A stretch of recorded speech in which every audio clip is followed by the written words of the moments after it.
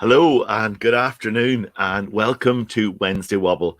Wherever you are and whatever you're doing, hopefully you've got a cup of tea in your hand or a cup of coffee and you've got 5 or 10 minutes to join us as we think about the news from the week past. My name's Alan Williamson. I work at Drumcliff and I'm involved in the Centre Community Church as one of the community leaders there. So it's great to be with you. We would love you to comment and use the comment section to say hello wherever you are, whatever you're doing. Please say hello. It would be so good. And we love to say hello to people. And they're already, the comments are coming. Mandy, it's good to say hello to you. You're wobbling from school today. You are a busy lady if you can wobble in the middle of school dinners, but well done to you. And morning or good afternoon, Laura. It's lovely to have you with us as well as we gather just for a few minutes together at lunchtime. So wherever you are and whatever you're doing, we'd love to hear from you. Please say hello to us. If you are watching us on Facebook, if you can give us a like on the post, that's really helpful as well. It means that other people see the post as well. So it's great to have you with us. I don't know what your week's been at. Maybe you want to tell us. Oh, Donna, great to see you as well. Hello to you. And I hope that the gravy is good and the custard is even better up there in the school kitchens this morning. So it's great to have you with us. And Carmel, 'tis yourself.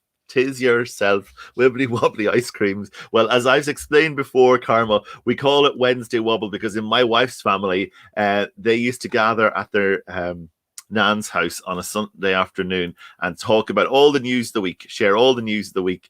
And it was like a whole wobble session, is what I used to say, because they just sat for the afternoon and told stories of what they'd seen in the news or what they'd heard had been going on. Our news today comes from the Sligo Champion, as usual. Wonderful local newspaper, and it's great. It was good to have a good look through it this morning, and as we were thinking, do you know, lots of papers are really struggling just because there's not so much news about in the world that we're living in right at the minute.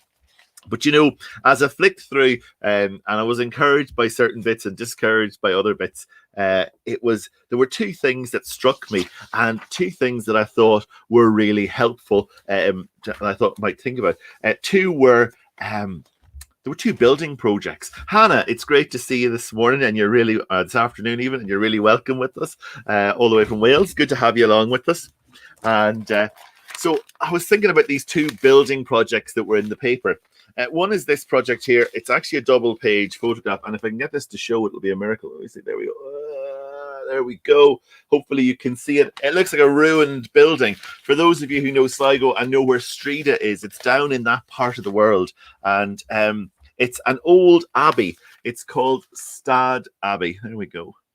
And if you can see right here that the sea is coming in and in and in and in and in, and it is being slowly eroded by the winter Atlantic storms. And some of the local archaeologists, including our lovely Sally, are very concerned about these things and concerned that in 1 year, a metre of the distance between the actual abbey and the water disappeared and was washed away in the storms. Stad Abbey was a pilgrim chapel, believe it or not. It's where people gathered up centuries and centuries ago before they went on pilgrimage out the 4 miles in a boat to Inishmerry Island. And so lots of local concern about what's going to happen to this historic building. A local politician said the following: people have been talking and asking about how it can be saved. It has a history and it could be saved, but really there's no source that can be identified. We have spoken to the council and to the heritage people. I'm chair of the Heritage Forum in Sligo, and it just doesn't seem to be feasible. Some things you can stop, but you can't stop erosion by the sea.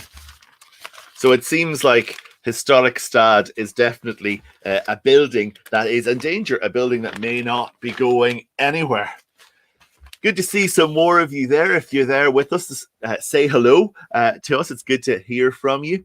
And if you are watching this on Facebook, especially, if you can give us a like on Facebook on the post, that really helps other people to see what's going on.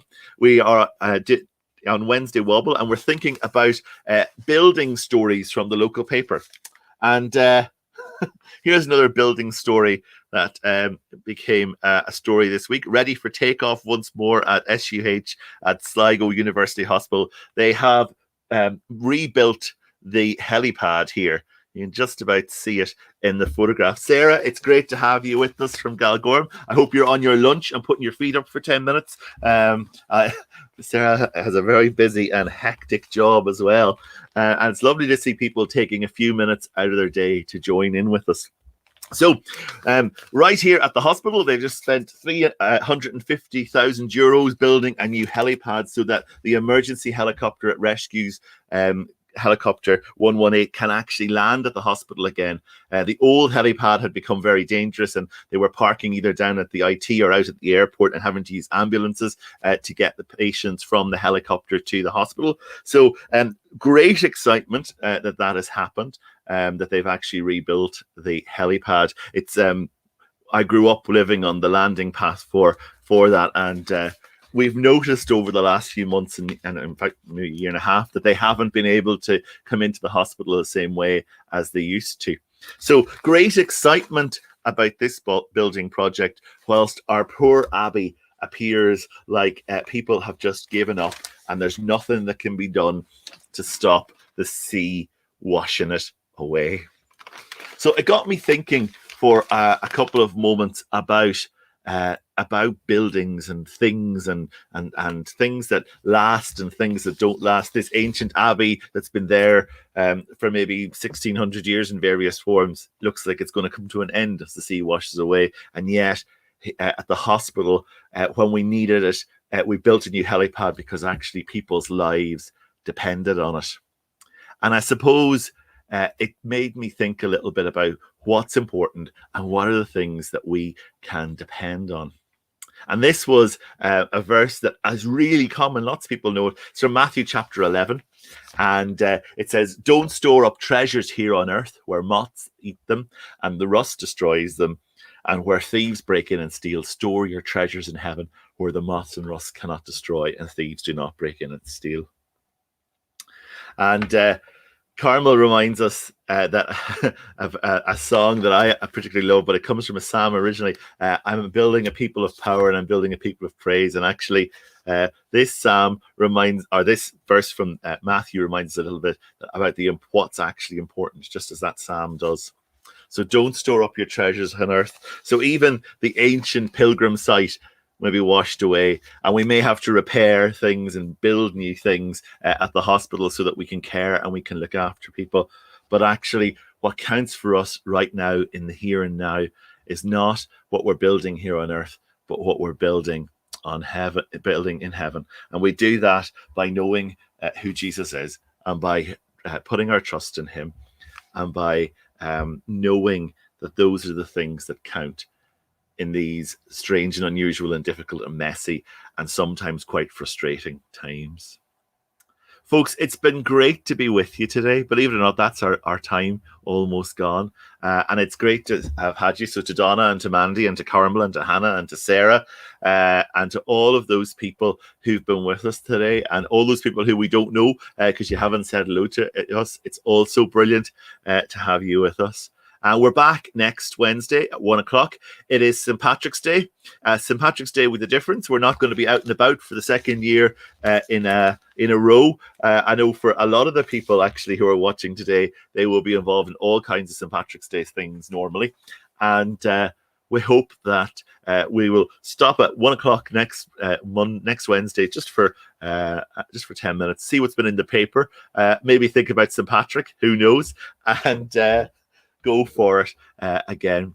If you are around tomorrow night, 8:30, on all of the pages is Thursday Chats. Malcolm and I are chatting about Judas, and already I'm excited about what we're going to be talking about. I've learned new things just preparing for it. So if you're around 8:30 tomorrow night on the Drumcliff page, the Recenter page, the Facebook pages, and the YouTube pages, you'll find us there, and Amy will be popping in as well to join us.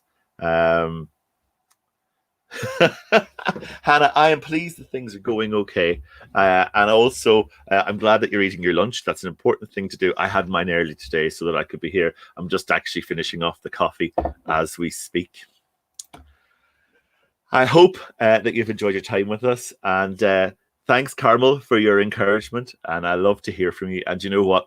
We missed you on Sunday morning, Carmel. And we really missed you with us at Recenter on 10:30 on Sunday morning. If any of you are around, please join us. It'd be great as well.